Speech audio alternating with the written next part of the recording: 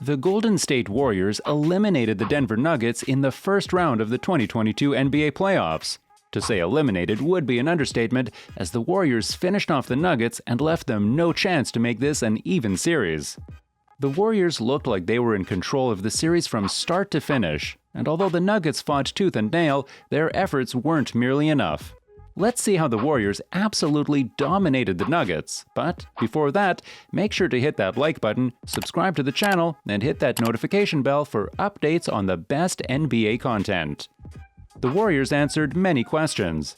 It's easy to forget all the questions everybody had about the Warriors coming into the playoffs, whether it was about Steph Curry and Draymond Green's health, Klay Thompson's adjustment to playoff basketball, and what the Warriors would do to stop opposing big men such as Jokic with Wiseman out for the season. The Warriors answered all of those questions in convincing fashion to the point where they have now become Vegas favorites to win it all this June.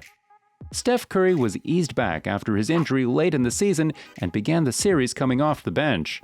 He only started Game 5 of this series and will for sure continue to start. But as they say, Steph gonna Steph. After scoring 16 points in only 22 minutes of action in Game 1, Steph went on a rampage for Games 2 to 5, dropping an average of 31 points a game in limited minutes for most games. No one in the NBA has an answer for Curry, and the Nuggets could only try to limit him. When the Nuggets tried to double him, Curry would always have options open, such as Klay or Poole, who are both deadly scorers. He shot an astonishing 50% from the field, 40% from three-point land, while also assisting his teammates at least 5 times per game. Curry's stellar performances were not surprising to his teammates at all, with Warriors center Kevon Looney saying, "When you're injured, I guess the only thing he can do is get off shots, and a guy like that, the more reps he gets, he already doesn't miss a lot anyways, so getting some extra reps, he's a little bit fresher. He's not getting triple-teamed every night for a month, so that type of rest gets your legs back." According to Steve Kerr, getting a rest for the last 12 games of the regular season may have been a blessing in disguise as they headed into the playoffs. Steph Curry is already dangerous, but a rested and fully healthy Steph could be invincible. The Warriors have found another splash brother. "It's a pool party, it's a pool party," yelled Klay Thompson after Game 3 during Poole's post-game interview. Jordan Poole has made a name for himself as a future star in the league with his performances in the first round of the playoffs. With Steph Curry being slowly integrated back into the lineup, Poole was given the start for the few games and took full advantage. In the first 3 games of the series, Poole went off for about 28 points a game, while shooting over 60% from three-point range, which is absolutely ridiculous. He even shot 67% from the field overall. He torched every Nuggets defender thrown at him and even got to the basket at will. Aaron Gordon, easily the best Nuggets defender, would often be lost or too slow to stop Poole from getting his points. Poole's pump fakes, step backs, and acceleration would leave defenders lost. During the series, he also dished out around 5 assists per game, including a few nifty behind-the-back passes leading to easy dunks.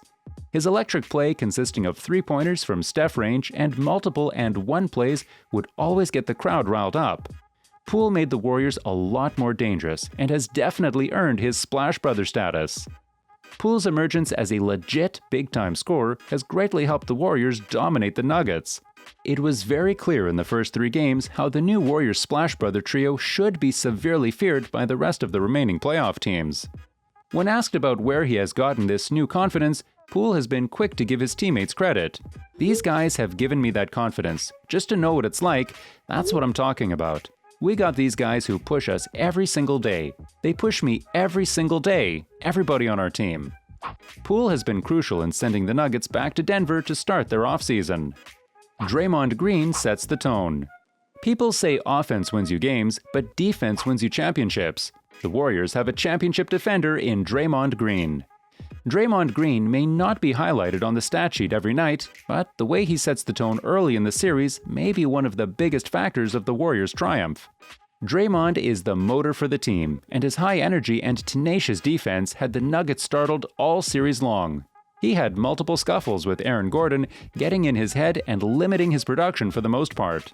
With Jamal Murray and Michael Porter Jr. out, Gordon was the second-best player on the Nuggets, but Draymond essentially made him ineffective with simple mind games. Draymond Green had the biggest assignment in this whole series: stop Nikola Jokic. Although stopping him is impossible, Draymond did an immaculate job of slowing him down as much as possible. He is a lot shorter than Jokic, but what he lacks in height, he makes up for in vicious defending. Draymond hounded Jokic, often calling for double teams or swiping at him to try to get the ball away. In the first 3 games of the series, Draymond held Jokic to 13 for 36 shooting, or 36%, when he was the primary defender. He even got the last-minute steal from Jokic that essentially sealed the Warriors' victory and gave them the 3-0 series lead. Before his injury earlier this season, Draymond was a favorite to win another Defensive Player of the Year award. Had he played more games, odds are he would have won it again. Although he didn't win it, he definitely played like a top defender against someone who will most likely win the MVP award for this season. Draymond deserves a lot of credit for making Jokic work a lot harder than he usually needs to. After Game 5, Draymond paid his respects to the superstar. "I told him, 'Thank you for making me better. It's an honor and a pleasure to play someone so skilled. Usually, when you have guys that talented and skilled, they're soft, and he's far, far from soft.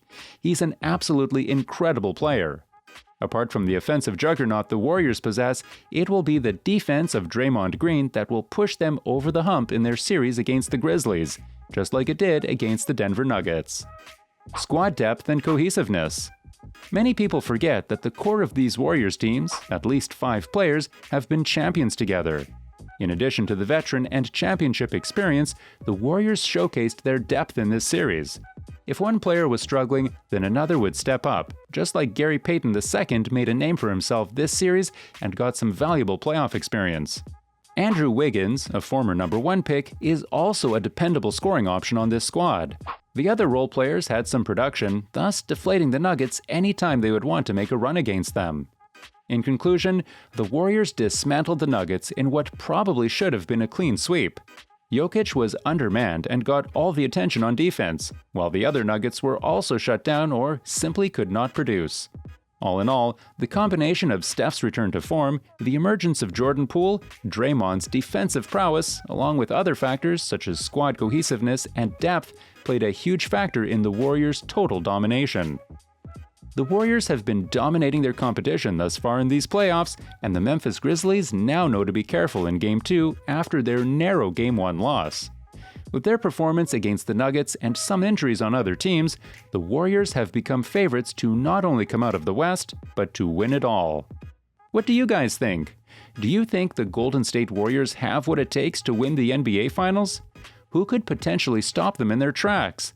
Make sure to leave your thoughts in the comments section, and don't forget to hit that like button and subscribe to our channel for more NBA stories from around the league.